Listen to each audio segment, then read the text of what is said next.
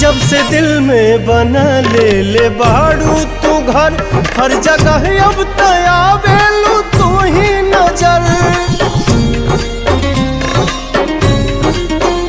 नैना चित चोर ऐसन असर कर गइल, तब से आवारा दिल ही दीवाना भइल।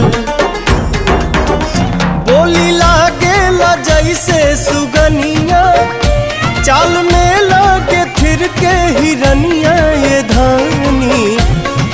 लाली लाली बिंदिया त निंदिया ले भागल न दुनिया, पागल कैले बा। जिए हो धनी जिया छछना